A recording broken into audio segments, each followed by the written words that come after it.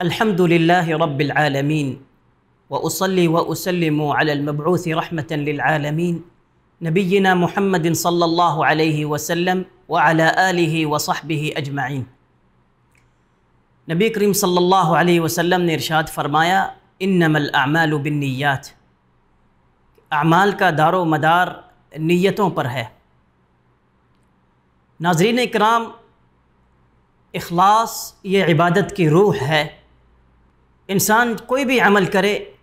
اگر اس عمل کے اندر اخلاص نہیں ہے، اس عمل کی اللہ کے ہاں کوئی قدر و قیمت نہیں۔ اللہ رب العزت قرآن مجید کے اندر ارشاد فرماتے ہیں من كان يريد الحياة الدنيا وزينتها نوفي إليهم أعمالهم فيها وهم فيها لا يبخسون۔ جو شخص دنیا کی زندگی کو چاہتا ہے، دنیا کی زیب و زینت چاہتا ہے، وہ اگر عبادت کرے اور عبادت میں مقصود دکھلاوا ہو، ریاکاری ہو، عبادت میں مقصود یہ ہو کہ لوگ اس کی تعریف کریں، عبادت میں مقصود یہ ہو کہ لوگ اس کا شکریہ ادا کریں، فرمایا نوفی الیہم اعمالہم فیہا وہم فیہا لا یبخسون، کہ ہم اس دنیا کے اندر ہی اس کو اس کے عمل کا بدلہ دے دیتے ہیں اور اس بدلے کے اندر ہم کوئی کمی نہیں چھوڑتے۔ اور آخرت میں اولئک الذین لیس لہم فی الآخرۃ الا النار، اس کے لیے جہنم کے علاوہ کچھ نہیں ہے۔ وحبط ما صنعوا فیہا وباطل ما كانوا یعملون، اس دنیا کے اندر جو اعمال اس نے سر انجام دیے ہیں وہ اعمال برباد کر دیے جائیں گے، ان اعمال کی اللہ کے ہاں کوئی قدر و قیمت، کوئی منزلت نہیں ہوگی۔ اس آیت کی تفسیر میں امام مجاہد رحمہ اللہ ارشاد فرماتے ہیں من عمل عملا مما امر اللہ به من صلاة او صدقۃ لا يريد بها وجہ اللہ، انسان کوئی عمل کرے، خواہ اس عمل کا تعلق نماز سے ہو یا صدقے سے ہو، اور اس عمل کا مقصد وہ اللہ کی رضا نہ ہو، اللہ کی خوشنودی حاصل کرنا نہ ہو، بلکہ دنیاوی کوئی غرض ہو،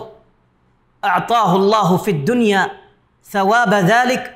اللہ رب العزت اس عمل کا بدلہ اس دنیا میں دے دیتے ہیں، قیامت کے دن اس بندے کے لیے اللہ کے ہاں کوئی اجر اور ثواب نہیں۔ اور سلف صالحین کی زندگیوں کو دیکھیں، کس قدر وہ اخلاص کا اہتمام کیا کرتے تھے۔ امام شافعی رحمہ اللہ ارشاد فرماتے ہیں کہ میری خواہش ہے کہ میرا یہ علم لوگوں کے ہاں نشر کر دیا جائے اور اس میں سے کوئی چیز میری طرف منسوب نہ ہو۔ اور یہ اخلاص اگر عمل کے اندر داخل ہو جائے تو اللہ کو یہ عمل اتنا محبوب ہے کہ اللہ رب العزت اس اخلاص کی بدولت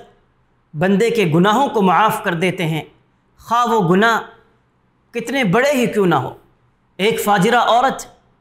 کا قصہ جس کے متعلق اللہ کے رسول صلی اللہ علیہ وسلم نے ارشاد فرمایا کہ اس کو پیاس لگی، کنویں کے پاس پانی پینے کے لیے آئی، دیکھا ایک کتا پیاس کی وجہ سے مٹی چاٹ رہا ہے، اس نے اس کتے کو پانی پلایا، اللہ رب العزت کو اس کا یہ عمل پسند آیا، اللہ رب العزت نے اس کی بخشش فرما دی۔ اور اسی طرح ایک آدمی ایک رستے سے گزر رہا تھا، اس نے دیکھا کہ رستے میں ایک جھاڑی ہے، وہ کھڑا ہوا اور اس نے کہا کہ اس جھاڑی سے لوگوں کو تکلیف ہوتی ہے، اس نے اس رستے سے وہ جھاڑی ہٹا دی،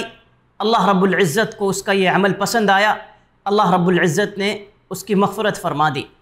تو ان دونوں واقعات کے اندر ہمیں جس چیز کی اہمیت کا پتہ چلتا ہے وہ اخلاص ہے، کہ اخلاص سے کیا جانے والا عمل اللہ کو انتہائی محبوب ہے۔ اللہ سے دعا ہے کہ اللہ تعالی ہمیں اخلاص اپنے اعمال کے اندر پیدا کرنے کی توفیق عطا فرمائے۔ وآخر دعوانا ان الحمد للہ رب العالمین۔